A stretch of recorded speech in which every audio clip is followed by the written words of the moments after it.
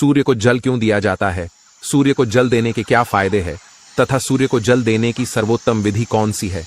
तब भगवान श्री कृष्ण नारद जी से कहते हैं, हे देवर्षि, आपने समस्त मानव जाति के कल्याण हेतु उचित प्रश्न किया है।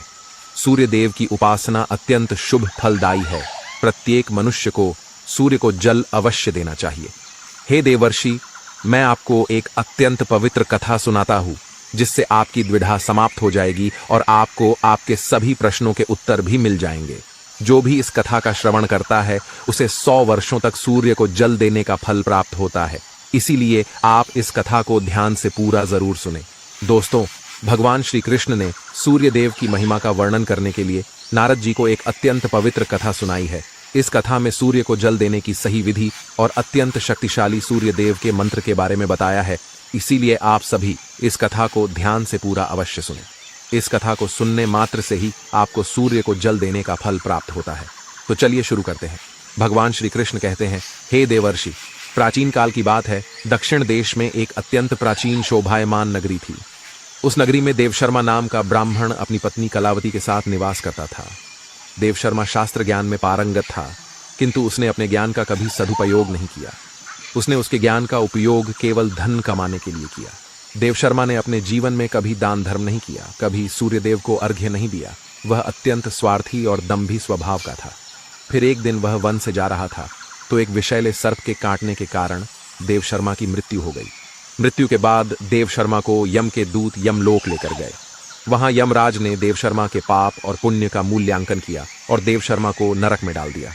देवशर्मा अनेकों वर्षों तक नरक में सजा भुगतने लगा और फिर उसे प्रायश्चित करने के लिए फिर से मनुष्य जन्म की प्राप्ति हुई। उसका दूसरा जन्म एक गरीब क्षुद्र के घर पर हुआ। दूसरे जन्म में उसे अत्यंत दुख भोगने पड़े। उस शूद्र के बड़े होते ही उसके पिता ने उसका विवाह एक युवती से करा दिया और फिर वह उस युवती के साथ वन में ही झोपड़ी में रहने लगा। विवाह के बाद अनेक वर्षों तक उस शूद्र को कोई संतान नहीं हुई, इसीलिए वह और भी अधिक दुखी रहने लगा। लेकिन इतने में ही उसके दुख समाप्त नहीं हुए। कुछ वर्षों के बाद दैव योग से उसके शरीर में भयंकर कोढ़ का रोग उत्पन्न हुआ और वह भयंकर कोढ़ के रोग से पीड़ित हो गया। उसके शरीर पर अनगिनत जख्म हुए जिनसे पस निकलता रहता था। वह कोढ़ी शूद्र अब कुछ काम भी नहीं कर सकता था और दिन भर घर पर ही पड़ा रहता। उसकी पत्नी एक पतिव्रता नारी थी। उसने पति को कोढ़ होने के बाद भी उसका साथ नहीं छोड़ा और वह उसकी नित्य सेवा करती रहती थी। वह अपने पति को ही परमेश्वर मानकर उसकी पूजा करती थी, उसके लिए भोजन का प्रबंध करती थी, उसे स्नान करती थी। वह शूद्र अनेक बार मन ही मन सोचता रहता था कि किस जन्म के पाप के कारण उसे यह कोढ़ रोग हुआ। ऐसा सोचते हुए वह बहुत ही निराश और उदास रहने लगा। फिर एक दिन उसके द्वार पर एक साधु पधारे। उस कोढ़ी शूद्र की पत्नी ने उन साधु महात्मा की बड़ी सेवा की, जिससे प्रसन्न होकर उस साधु ने उस कोढ़ी की पत्नी को वर मांगने के लिए कहा। तो कोढ़ी की पत्नी ने कहा, हे महात्मा, मेरे लिए मेरे पति ही सर्वस्व है, वही मेरे स्वामी है। अतः आपसे विनती है कि मेरे पति का रोग दूर करे और उन्हें पहले के जैसा बना दे। इस पर उस साधु महात्मा ने कहा, हे देवी, यह रोग तुम्हारे पति को उसके पिछले जन्म के कर्मों के कारण प्राप्त हुआ है। यही विधि का विधान है। मैं इसमें हस्तक्षेप नहीं कर सकता। ईश्वर मनुष्य को उसके पाप कर्मों का दंड अवश्य देते हैं, कोई भी इससे चूक नहीं सकता। किंतु मैं तुम्हें इसका उपाय बता सकता हूँ। इस रोग से बचने के लिए केवल एक ही उपाय है। तुम अपने पति को लेकर सूर्यदेव की शरण में जाओ, सूर्यदेव की नित्य उपासना करो। सूर्यदेव की कृपा से तुम्हारा पति कोढ़ से मुक्त हो जाएगा और उसे कामदेव के समान सुंदर रूप प्राप्त होगा। फिर उस साधु महात्मा ने उस स्त्री को सूर्यदेव की उपासना की विधि बताई। उस विधि को जानकर उस कोढ़ी की पत्नी ने अपने पति के साथ मिलकर पूरी निष्ठा और श्रद्धा से सूर्यदेव की उपासना की और देखते ही देखते कुछ ही दिनों में उसका पति पूरी तरह से ठीक हो गया। वह कोढ़ के रोग से पूरी तरह से मुक्त हो गया और सूर्यदेव की कृपा से उसे सुंदर रूप, बलवान शरीर तथा धन संपत्ति की प्राप्ति हुई और वह कोढ़ी शूद्र बहुत धनवान बन गया। हे नारद, अब मैं तुम्हें सूर्यदेव को प्रसन्न करने की विधि और मंत्र के बारे में बताता हूँ, जिसे करने से मनुष्य के सभी रोग नष्ट होते हैं, उसे उत्तम स्वास्थ्य और सुख समृद्धि की प्राप्ति होती है। श्री कृष्ण कहते हैं, हे नारद, रोज सूर्यदेव को जल चढ़ाना एक ऐसा नियम है जो मनुष्य के जीवन में बहुत बड़ा बदलाव ला सकता है। सूर्य की शक्ति इतनी अलौकिक है कि इसके बिना ये पूरी धरती तहस नहस हो सकती है। सूर्यदेव प्रकाश, सकारात्मकता, इंद्रिय संयम, ऊर्जा आदि के देवता है।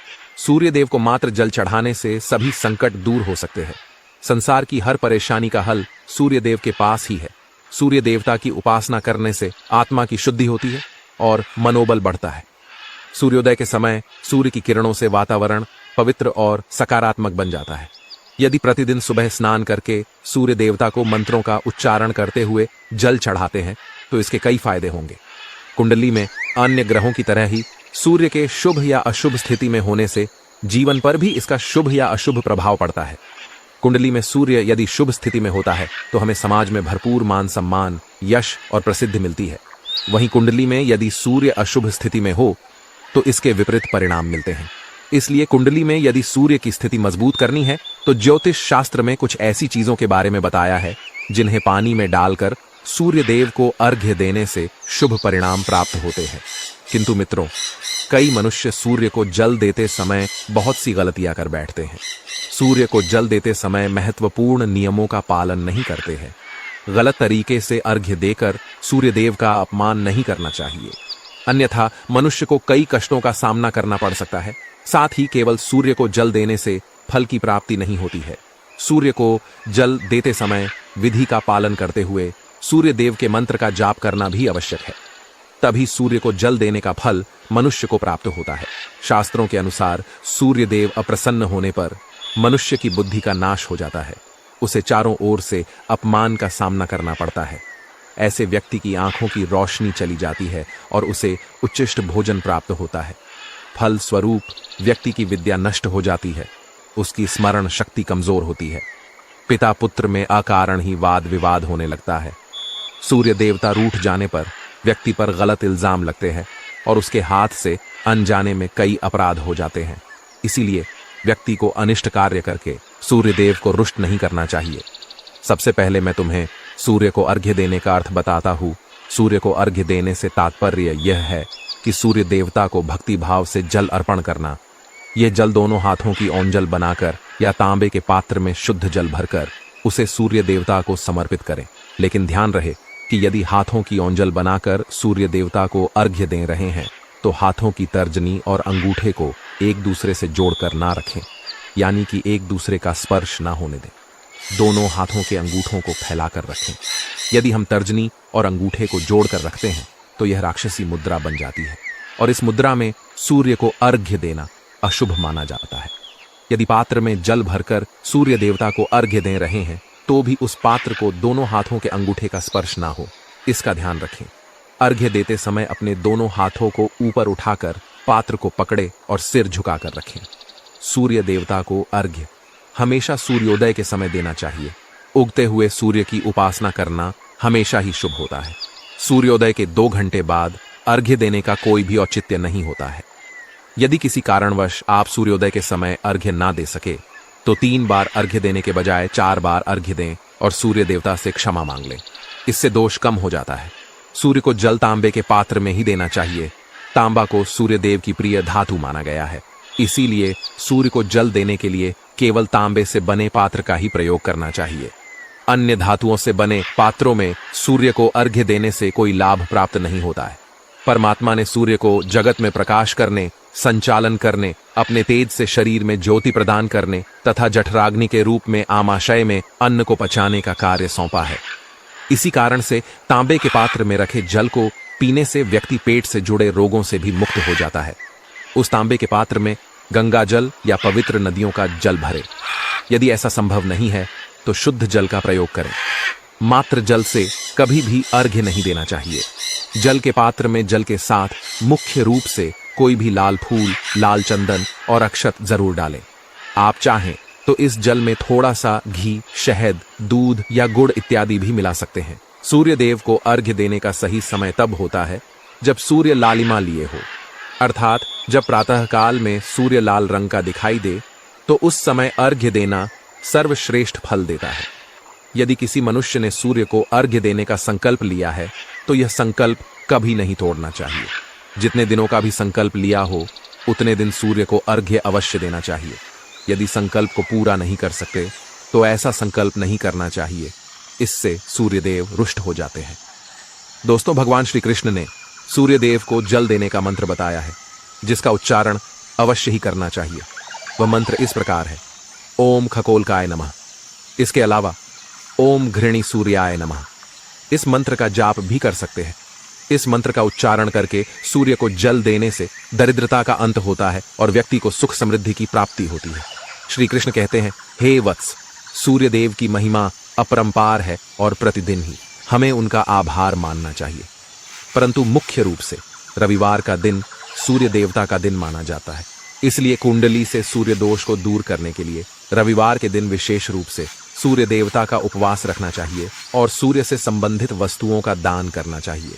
सूर्य देव से संबंधित वस्तुएं हैं तांबा, गेहूं, गुड़, चंदन तथा पीले रंग के वस्त्र आदि। इन वस्तुओं का रविवार के दिन दान करने से व्यक्ति के सभी दुखों का अंत होता है। यदि व्यक्ति बीमार है अथवा घर में सूतक है या अन्य कोई समस्या है जिसके कारण वह सूर्य देव को अर्घ्य नहीं दे पा रहे हैं, तो इसके लिए शास्त्रों में मानस पूजा का प्रावधान किया गया है, अर्थात अपने मन में ही सूर्य देव को अर्घ्य दे सकते हैं। सूर्योदय पूर्व दिशा से होता है और यदि किसी कारणवश सूर्य देवता दिखाई नहीं दे रहे हैं तो उनका मन ही मन स्मरण करके पूर्व दिशा की ओर मुख करके उन्हें अर्घ्य दे सकते हैं, लेकिन कभी भी सूर्य को अर्घ्य देने का संकल्प न छोड़े। तो दोस्तों, इस प्रकार से भगवान श्री कृष्ण ने सूर्य देव को अर्घ्य देने की विधि, सूर्य देव को अर्घ्य देने का मंत्र बताया है। उम्मीद है आपको ये कथा और जानकारी अच्छी लगी होगी।